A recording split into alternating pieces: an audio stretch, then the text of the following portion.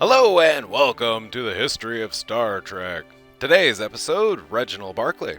Lieutenant Reginald Endicott Barclay III, often referred to as Reg, was a highly talented human Starfleet systems diagnostic engineer who lived in the 24th century. In his early days on board the Enterprise D, he frequently displayed nervous behavior, demonstrated a notable lack of confidence, stammered frequently, was extremely introverted, and occasionally bumbled. These traits arose the desertion of some of his shipmates on the USS Enterprise D, with some of them even going as far as calling him Lieutenant Barclay, behind his back or, on an unfortunate occasion, to his face. During Barclay's attendance at Starfleet Academy, his reclusive tendencies escaped the attentions of neither his classmates nor his service records. Despite this, Barclay graduated and received a commendation by serving competently in Starfleet for many years. During his service on board the USS Zakov, he earned satisfactory ratings, and when he was transferred to the Enterprise D, the Zakov's commanding officer, Captain Gleason, spoke highly of Barclay to his new ship's crew. Upon the transfer to the Enterprise D in 2366, Barclay held the rank of Lieutenant Junior Grade. During the first major Borg incursion into the Federation in late 2366, Barclay worked on repairs with the Enterprise D crew in an unsuccessful attempt to destroy the Borg cube, emitting a burst of energy from the ship's deflector disk. As time passed, Barclay grew slowly in confidence and became one of LaForge's best engineers. Following an encounter with an alien probe in 2367, Barclay's IQ rose to somewhere between 1200 and 1450 as a result of a neurological enhancement he received from the probe. During the time he possessed this enhanced intellect, Barclay was more confident, outgoing, and sure of himself, and even arguing grand unification theory with a holographic representation of Albert Einstein on the holodeck. Barclay was able to use the holodeck to integrate his mind into the ship's computer, effectively taking complete control.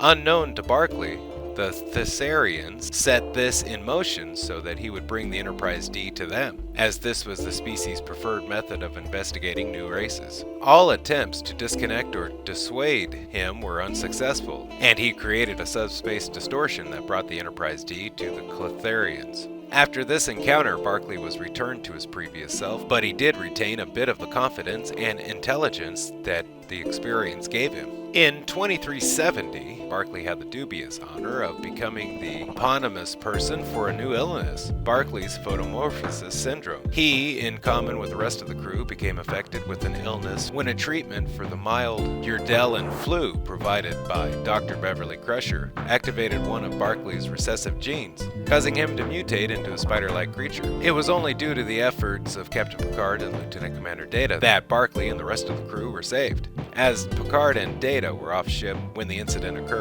They were able to develop a retrovirus and release it using the ventilation systems. As Barclay was the first known patient of the disorder, Dr. Crusher decided to name the newly discovered illness in his honor. Sometime prior to 2371, Barclay was transferred to the Jupiter station and worked as part of the original Holo engineering team in Dr. Louis Zimmerman's holographic laboratory, assigned to test the emergency medical hologram's interpersonal skills.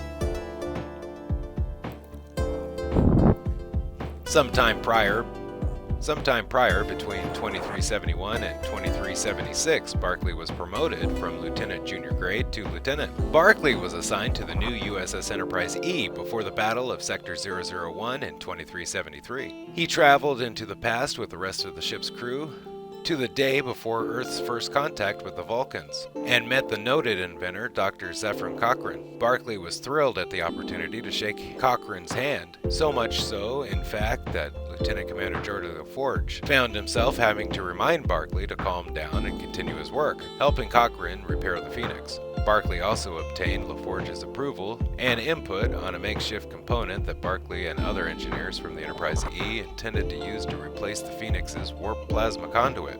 In 2374, Barclay was transferred to the Pathfinder project at Starfleet Communication Research Center, endeavoring to return the starship USS Voyager to the Alpha Quadrant from the distant Delta Quadrant. As a result, Barclay relocated to Earth and kept an apartment in San Francisco. Barclay created a holographic recreation of the vessel and its crew to enable him to experiment with different situations. In 2377, Barclay found a way to use the Midas array to transmit a data stream to Voyager once a month.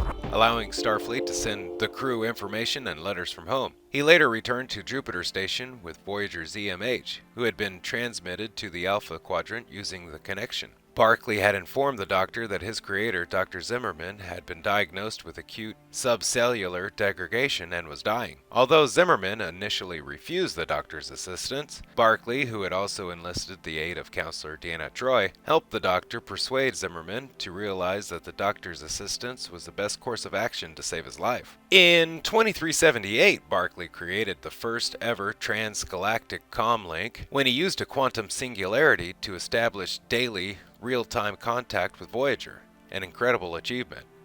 Later, he informed Admiral Paris that a draft version of the holographic Photons Be Free, written by the Doctor, had been released early, becoming popular in thousands of holosuites across the Federation.